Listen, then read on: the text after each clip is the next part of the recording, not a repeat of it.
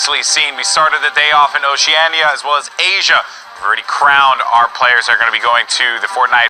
Some interesting, I guess, layouts as far as like how that whole day today. All right, Saf and his duo here, 4 eliminations, 62 players remaining, 35 duos total. And remember, everything you're going to see on your screen is NA East. We are in the 4th circle, 10 seconds till this one closes. And this is where things are going to start to get a little hairy. You've got moving circles. Wish from CLG and his duo, Zemi, still up there. Heartbreak on the outside, getting lasered. Little left-click hold down there from Wish, the compact SMG. Sate breaking on out here, 4 eliminations so far. You saw Bizzle and Demo as well in this lobby, so stacked games. I did tune into some streams during the break as they get another elimination or knock here. And the first thing I took note of, Ben, Storm Surge, a major factor, it seems so far, in these NA East games. A number of players, so anybody at home that doesn't know the Storm Surge mechanic, you have to be above a certain amount of damage dealt to other players, otherwise you will periodically, about every 10 seconds, get hit for a little bit of damage until you break past that threshold. It's a way to encourage players to be sure they're included in part of the combat. You don't necessarily want people sitting on the outside and waiting for the end game and doing nothing. Yeah. One duo you're not going to have to worry about that with is Demo and Bizzle. Bizzle, one of the most consistent players we've seen. This heavy sniper, I don't know if you noticed, Bizzle's got a boom bow. The combo there of knocking down the wall and immediately threading a boom bow shot in. That arrow can hit for quite a bit. But you know, so can the heavy it makes it easier when they edit a window for you. So Demo with basically a free knock right there, and this combination they're using right now, they've used it to secure the last 2 eliminations they've gotten. Make it a 3rd tag right there. This is scary stuff to see. Probably a little misstep there. Bizzle dealing 100 damage to himself. A little bit of a yikes. Player sticking out of the top of the building over there. I will say that heavy snipe into boom bow shot combo is lethal in the right hands. Stinks landing on a DMO. He'll have to back up for the moment. Bizzle, so smart, expects another stink to be thrown, builds the forward because he had to pop his last little bit of healing in that slurp juice. Bizzle with a rift to go. And again, I do call, and I have said publicly before, I think Bizzle is the most consistent Battle Royale player I've ever seen in these different VR competitions. Every single time, it seems he makes it right on into the top 10. He's the winningest Fortnite player in total prize money in history with over $500,000. And he's going to go ahead and pop that rift early on with his teammate as they float towards the zone. 40 players remaining, 24 duos. It's funny you mentioned the amount, the winning prize pool that he's picked up over his career thus far. Put in perspective the fact that when the World Cup finals happen, whoever comes away with #1 there immediately breaks all records on the spot. That's how momentous of a prize pool it is. Unfortunately, in that transition, you see Bizzle's able to land and secure an elimination, but it's DMO who gets one, but then is immediately traded by this duo of Silic and Davon. Bizzle tumbling on out. Building on the high side, you see Saf and Zate still alive, playing on the low ground for the moment. Zate, there's 6 eliminations. The barcode name doesn't necessarily make it the easiest to know if you're at home and not super familiar with the players and their teammates. But we assure you that is in fact who it is. Saf tunneling his way through there, layering with the metal. Am I dumb or am I not thinking of why they'd make a barcode name in this game? Because it originated in other games because people didn't want to give away. There was no such thing as anonymous mode or streamer mode as they have in this. But in this, having barcode, I think, just does nothing. Basically, yeah. So now I'm just mad at Zate.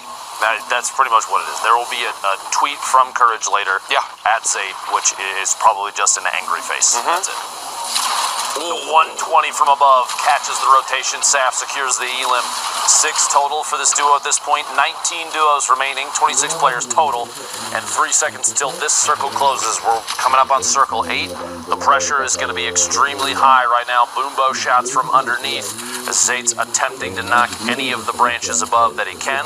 Maybe maybe keep people on their toes, or a potential mistake, reaction from somebody. A shot from above, and Rainey pays the price. 7 eliminations for Zayt. His accuracy extremely good in reaction moments like that. And the difference from 125 health to 175, immense. It makes all the difference in this late game. Saves you from dying with one shot to an RPG. Helps protect against that shotgun damage. Yeah, they claim this floor doesn't appear so as of yet. Now they get it. The shot goes in. You see the player below frantically trying to return some fire. Hasn't happened as of yet. Zayt continuing to put the pressure on. Down to our top 10 teams now. So already a monster 12-point game for this duo as they look to continue to rack up a score. Saf with one just off to his right. Saf now under 20 HP. Bizzle still alive. Gets the elimination onto Wallhack Jack, a name we've seen many times in our passive competition. There goes Bizzle down to the hands of Zayt and Saf. And they're going to continue to push on through looking for more limbs. One underneath, directly underneath. We'll see if we can catch that elimination. Declies looks like he does, in fact, go down. Zayt is sitting on 10 of his own. The very edge of the storm, 168 total health and HP. He can survive a heavy snipe shot. He can also survive a player dropping in, gets the shot. Can't get the victory royale as Uvik from all the way in the sky. 2v1. He and his duo make it all the take the L disrespect. Clayton's pushing up top, and this looks like a disastrous spot to be in at your Tiki. Yeah, that'll do it. The elevation, they're having to go up this mountain outside Haunted Hills, and it's going to claim a couple victims. Right at the edge of the circle, too. Literally maybe 3 steps away. Those ticks for 8, a little bit too much. Shuffly, you see flying through your screen right there, still in a baller. Camped up on the outside of the zone, a little bit of engagement.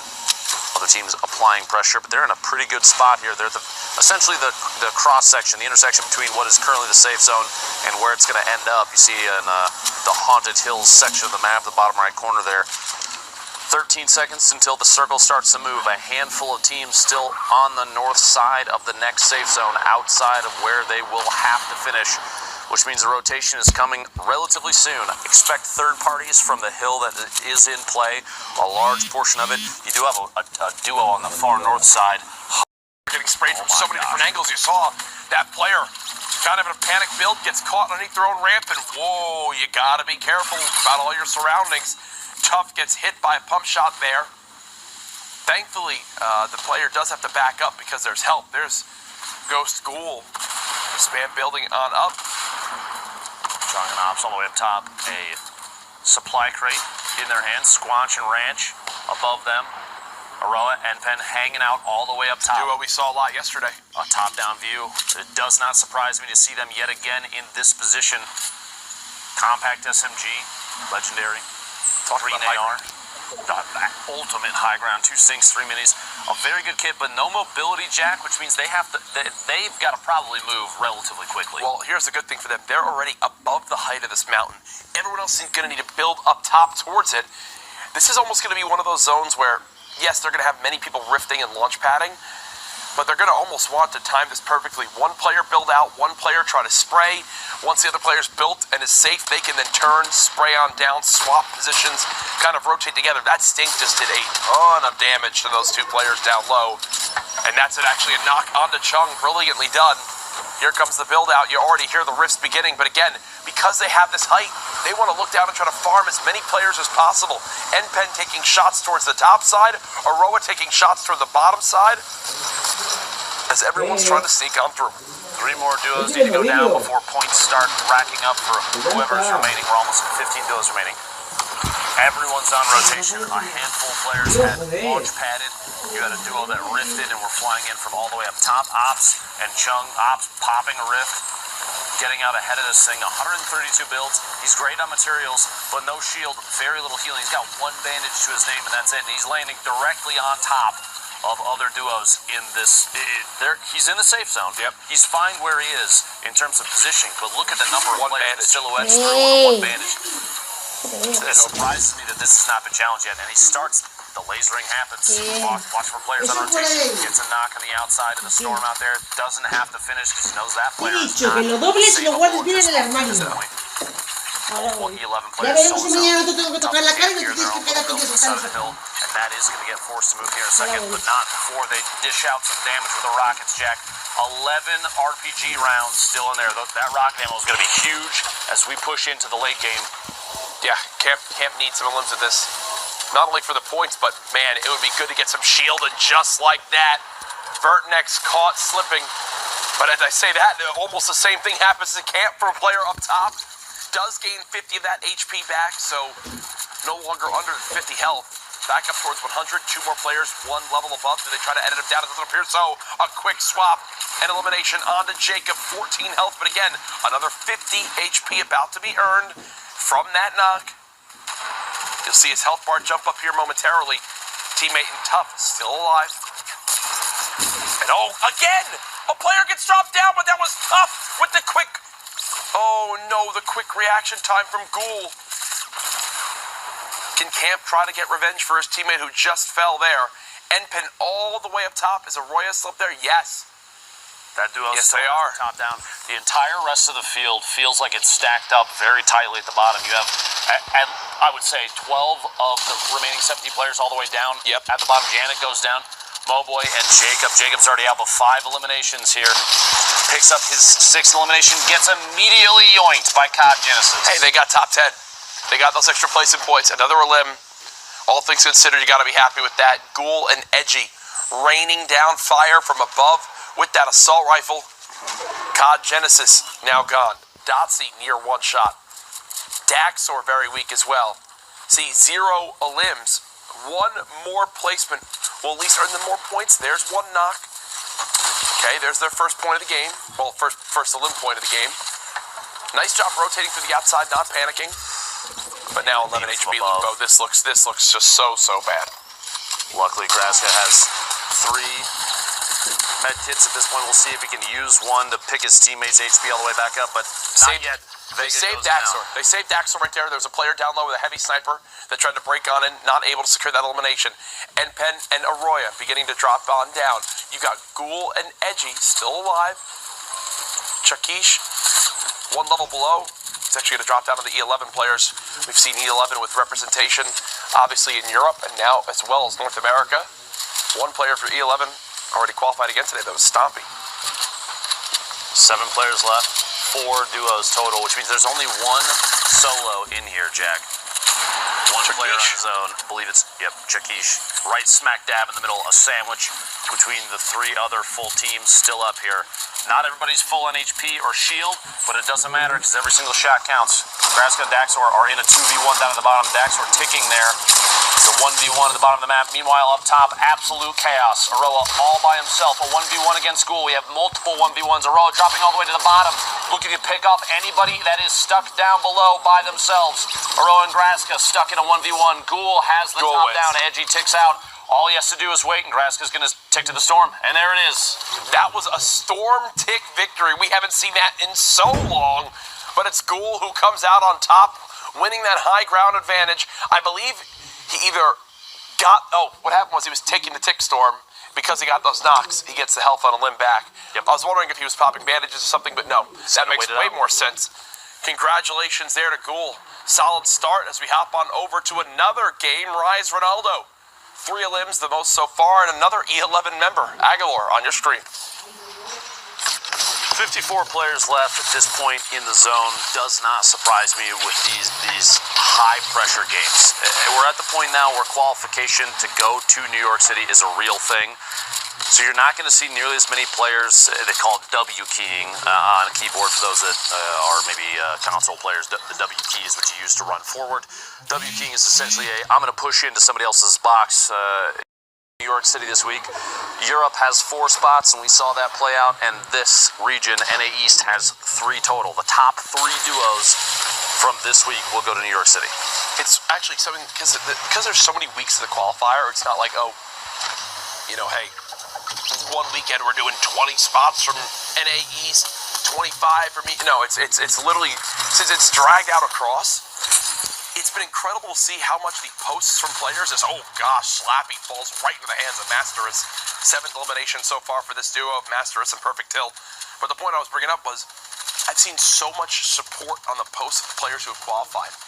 Everyone in the Fortnite community knows the Fortnite World Cup is at this point. They know how much is on the line for this $30 million event and what it means to actually qualify for it. And then because only like a few select players around the world are qualifying each week, it's like they all get their moment to shine, where they post their posts about qualifying and everyone rallies behind them in the community, no matter if you really know who they are or not. It's still just an incredible achievement that we all can celebrate. It's good to see. It's good to see. That being said, they may be friends on social media from time to time, Jack, but if they're in the middle of a match against each other, I think a little bit of aggression may happen, and I do not blame them. Every single elimination is a point, which means every elim counts in a very big way. We've seen leaderboards, Jack, that have come down to 1, 2, 3 points separating qualifying for New York City and not. During the solos last week, we had I believe NA East solo leaderboard had multiple players, like 5 or 6, tied at the same point values, which means, like I said, every single one counts. Yep. Heck, you just think, like, some of these have been a 3-point difference between first and second. Oh my gosh. That edit was clean from Nosh. Nosh literally, he applied pressure with a stink, pushed the player away from the wall, which gave him the opportunity to take ownership of it, immediately edits and hits the shotgun shot as that player was running up a ramp away from it. That was a 200 IQ play, and that's something. Yeah, and right there we just actually saw Nosh use that zip line to go through all the builds to get to the high ground, pop on out, a limb one more, now 8 combined limbs. It's Nosh all the way on this low side. His teammate is now perished. As we look towards the top area of this map, Falter, name I've seen many times before. Perfect tilt. Oh no, stuck inside the zone. The zone went back. The zone just cut back, so he was frantically trying to build in, and then the zone cuts back, and now look, a lot of this is all his tunneling. Suddenly he went from the very back edge of the safe zone to the very front, ahead of everybody else. And it completely flips the story now for this game, for this duo. They're at 9 limbs, they're in the top 15, so right now this is a 12-point game. If they get top 10, it becomes a 14-point game. Now they're top 12. It could very well happen right here. 9 elims total. 10-bit, the feed goes down. Picking up Rogue sharp. Does he realize? Is that floor pre-edited? Okay, no, I think he's good. I think he fixed it. Okay, he fixed it. Like a few of the floors he placed were pre-edited. Now 10 eliminations. 11th place. If they can secure one more. He was looking to get through that wall. Pushing for the cheeky shot. He gets it. The shot from the pump into the SMG spray. Picks off another one. 11 eliminations now for this duo. Top 10 in the top right corner of your screen. 16-point game. Huge game. 16-point game up to this point. Remember, it was brought up earlier on that the reason why the team that placed 4th in Europe qualified was because they had a 20-point final game. This duo is already at 16 with a bunch more placement points available, as well as more limbs left on the map. Legendian, the RPG shotgun combo, so deadly. Mastoris with another limb onto Flossin. I saw the 100 Thieves boys and Cease and Elevate still alive in this one. Falter with a knock onto Perfect Till. Cole and Legendian have a top down on the entire map right now. Cole deciding to descend in. How many players are stuck in there? And he misses the drop. Takes quite a bit of fall damage. Cole in a tough situation now. Legendian still holding the top down on the rest of the arena. 12 players, 7 duos, and we are in the final storm. 1 minute and 20 seconds until this closes, and we get down to the very last seconds here, Jack. Ziff has been knocked. Rocket time, it appears. He's going to knock him down. Beautifully placed rocket, and he catches himself on the fall. Legendian, yes, brilliantly done. Needs to begin to drop down. Cole, his teammate, did just die to the hands of Colin Fraggs from Envy. Falter and Colin Fraggs, the duo, still alive. They're falling. Legendian following them as well. 100 Thieves now in the battle versus Falter and Colin Fraggs. It looks like it's trading back and forth, but the RPG from above does devastating damage. It's now a 2v1v1. Legendian the high ground. The rocket does not connect. Remember, folks, the extra points earned can be the difference between going to New York and staying home. Heads up play as they move across the man-made structures. He can edit the floor. 200 IQ from Legendian. The rocket with the win. The RPG from the high ground. So deadly right there. And you know what, Ben? In the heat of the moment, that is what I love. That shows their experience. What just happened right there was they wound up transferring over the sled area of the map that's just east of Polar Peak. If you play in that area and you see the sled is a neutral build that anyone in the game can edit. So right there, sees the floor, realizes he can edit to open a window, launches the rocket and shots down through it, gets the limbs they need, and just like that, the victory royale was secured. An excellent game. I believe 16 points total, the victory royale being worth 10, and they had 6 elims between the two of them. An excellent game. Legendary and Cole have got to feel good about that one. Hopefully the rest of their games go just as well. But here we get 52 players left, Jack. 28 total duos. You can see in the right corner of your screen there, top right. Top 15 gets you 3 points for placement. Top 10 gets you a total of 5. Top 5 gets you a total of 7. That victory royale is worth 10 total placement points. And each elimination, the ones on your screen just moments ago, count as a single point apiece. Player got dropped right in front of them. So go ahead and loot that body. Casper and Zay, the bottom right side of your screen. Akrian and Addison just staying alive. There's Chakish, Frosty, and Devious. Another duo we saw a lot of yesterday. Kind of already perched on up. Waiting to see what they can spot. I believe Devious has a... I thought he had a sniper. Nope, not the case. A lot of healing, though. Suppressed AR, still a tap fire from a distance with that thing is very lethal in the right hands. But it's time to rotate, Jack. The launch pad, they're going to fly into the safe zone. A lot of players trying to contest that supply crate. Going to be a hot drop location. They're landing directly next to the baller. Takes it out instead of the player. Devious is forced to box up inside. He does catch his opponent in the next box off guard. Blade gets stuck underneath his own ramp. Because lazy the ground by they're right on the edge of that cliff, so the elevation changed just a little bit, and it was enough to cost him. There's actually a chance that Frosty can get rezzed right here. There's actually a chance that Frosty can get rezzed. If nobody knows he's in there, no stinks to zone him out or anything like that, that should be an easy pick. And they're already in the zone while it keeps moving, yes. Any player on this area wouldn't have a chance, but right now they can get this one done. 30 seconds left, ripped in the hands of Avocado. We go peek out towards this side. Falling back again, keeping the continued edits going. Heavy sniper shot, beautifully.